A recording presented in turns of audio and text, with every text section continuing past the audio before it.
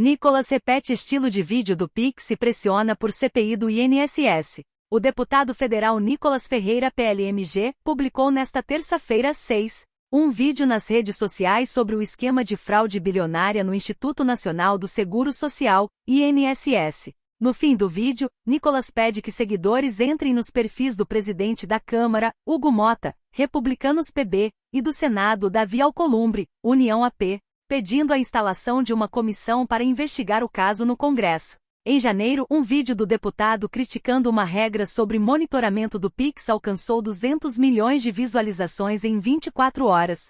Até hoje são 330 milhões de visualizações. Nicolas repetiu a fórmula em abril, em um vídeo em defesa da anistia aos condenados pelos ataques de 8 de janeiro. Até o momento, publicação soma pouco menos de 60 milhões de visualizações. Até o início da madrugada desta quarta, 7, o vídeo de Nicolas sobre a fraude no INSS tinha cerca de 34 milhões de visualizações. Oi, sou eu de novo. O que estava ruim ficou ainda pior. Nos últimos dias veio à tona um dos maiores escândalos envolvendo aposentados e pensionistas do INSS. O rombo, segundo levantamentos, ultrapassa a casa de 6 bilhões de reais. 4 milhões de idosos roubados, e a maioria das vítimas do Norte e Nordeste. Mas isso todo mundo já sabe. O que eles não te contaram é que o escândalo atual era de 6 bilhões. Hoje, com um novo relatório da CGU, mostrou que só em 2023, 35 mil reclamaram de fraude. E o valor movimentado, 90 bilhões. 90 bilhões. Nós estamos diante do maior escândalo de corrupção da história do nosso país. E o golpe era o seguinte: aposentados eram filiados sem consentimento, tinham valores descontados direto do contra-cheque, ou faziam empréstimos que eles nunca pediram. E daí, quando reclamavam, nada acontecia. Estamos falando do desvio de valores bilionários de pessoas doentes e idosas. Dinheiro que deveria estar no bolso de quem trabalhou a vida inteira e hoje depende da aposentadoria para viver. E é claro, vão espalhar a narrativa de que tudo começou no governo anterior. E já percebeu que no governo passado tudo era culpa só do presidente. E nesse governo nada é culpa do presidente? Mas olha só que interessante. As investigações mostraram que os descontos irregulares já vinham sendo praticados há anos, o que levou o governo Bolsonaro, em 2019, a apresentar a medida provisória 871, justamente para combater esse tipo de fraude em descontos. Ele obrigava os sindicatos e associações a comprovarem, a cada 2 anos, que o aposentado realmente estava autorizando aquele desconto. Adivinha quem ficou contra? Acertou, a esquerda. Como não bastasse, em 2022, com votos da esquerda, eles derrubaram essa lei. E o que será que aconteceu nos próximos anos? Bingo! Foi exatamente depois de derrubar esse mecanismo de proteção contra as fraudes que houve esse aumento absurdo de descontos indevidos. Ou no português claro, aumento absurdo de roubo contra idosos. Desenhando porque eu sei que tem gente que só entende assim. 2019, Bolsonaro faz lei para proteger esses idosos de fraudes. 2022, esquerda derruba essa lei no Congresso. 2023 e 2024, explosão de fraudes. E ainda tem gente surpresa com isso. Não foi o Alckmin que disse: o ladrão quer voltar à cena do crime. E de fato voltou. Desde o início do governo Lula, representantes dos ministérios da Previdência participaram de pelo menos 15 reuniões com entidades que hoje estão sendo investigadas. Inclusive, o próprio ministro, Carlos Lupe, e o ex-presidente do INSS, Alessandro Stefanuto, estiveram em 8 dessas reuniões. A entidade que mais participou dos encontros com os ministros foi a CONTAG, justamente a organização que mais roubou o dinheiro dos aposentados. E o escândalo é ainda mais grave. O relatório de auditoria da CGU revelou que, em muitos casos, as autorizações para descontos foram feitas em nome de pessoas que sequer tinham condições de manifestar a sua vontade. Foram encontradas situações absurdas. Pessoas com deficiência grave, impossibilitadas de assinar qualquer documento, indígenas que vivem em aldeias remotas e não sabem ler ou escrever, e até aposentados que nem moram no Brasil. Roubar alguém já é terrível, mas roubar pessoas nessa situação é ter a certeza de que nada vai acontecer com você. Não é à toa que o relatório do próprio INSS mostra que o governo tinha ciência e sabia como barrar os descontos desde 2023. O Tribunal de Contas da União também sabia da denúncia desde 2023.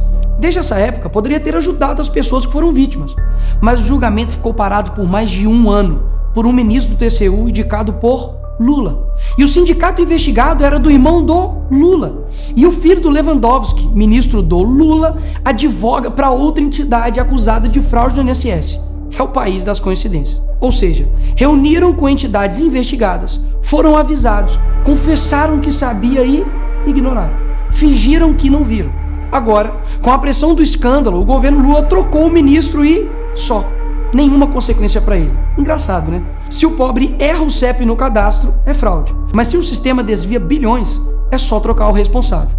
O mesmo responsável que em 2011 também foi trocado pela Dilma por corrupção no seu ministério. Isso mesmo. Lula escolheu Carlos Lupe, um cara com histórico de corrupção para cuidar do dinheiro de idosos e doentes.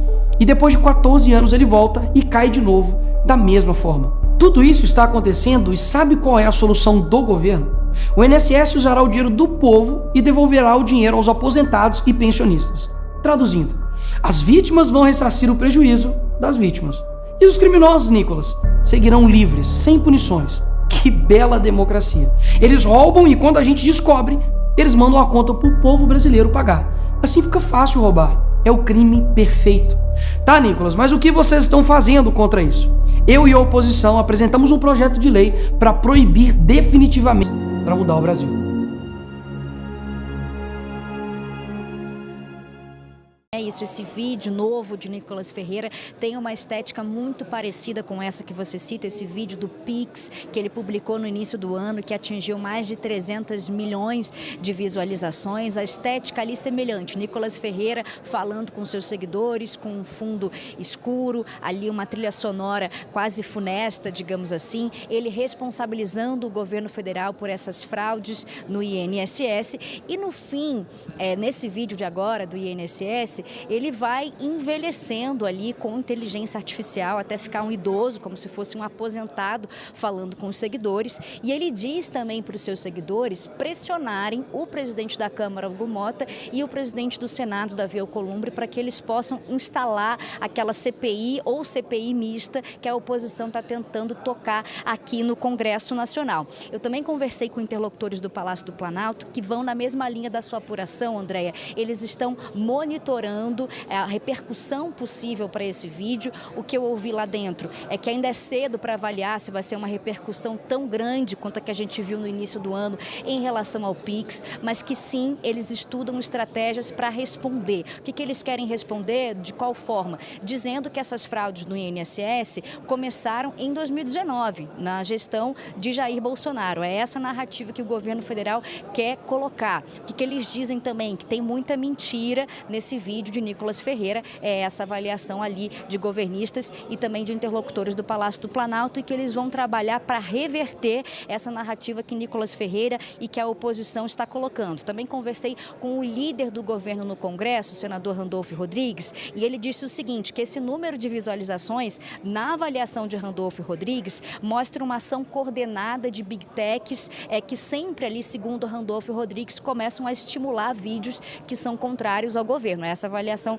do líder do governo aqui no Congresso. Ele falou que não vai ser nenhum vídeo que vai pressionar aqui dentro do Congresso a instalação ou não de uma CPMI. E ele fala também, na linha da sua apuração, Andréia, que eles vão devolver na mesma moeda, que eles querem também utilizar as redes sociais para apresentar essa outra narrativa, mostrando que essas fraudes começaram também no governo anterior. Oposição comemorando, parlamentares, além de Nicolas Ferreira, também estão fazendo esse tipo de ofensiva nas redes sociais. Esse é um assunto muito importante para eles, porque eles sabem que é um assunto que pega mal eleitoralmente. Eles estão falando isso o tempo todo aqui no Congresso Nacional. Em qualquer discussão, eles colocam esse assunto da fraude do INSS na jogada. Então, eles estão se aproveitando bastante desse assunto. Também o governador de São Paulo, Tarcísio de Freitas, ele acabou repostando essa publicação de Nicolas Ferreira. Então, qual que é a avaliação de dentro da oposição? Que esse vídeo é uma forma de tentar aproximar as pessoas, até porque,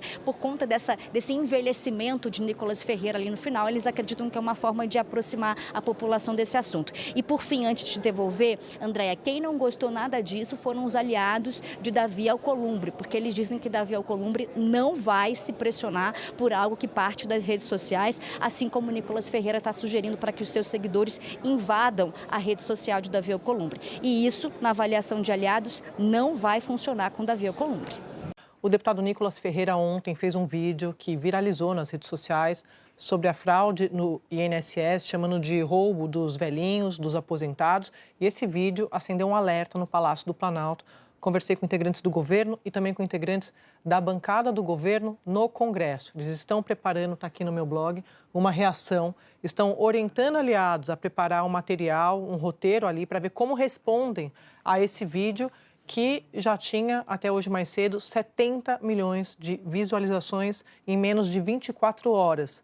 Por que tudo isso é muito importante? Porque eles têm um trauma do vídeo do Pix no comecinho do ano. Muito impressionante como o Palácio do Planalto, aliados do presidente Lula, reconhecem o poder de alcance do Nicolas, estão discutindo uma reação, mas ninguém me crava qual vai ser essa reação, porque não sabem exatamente se vai funcionar.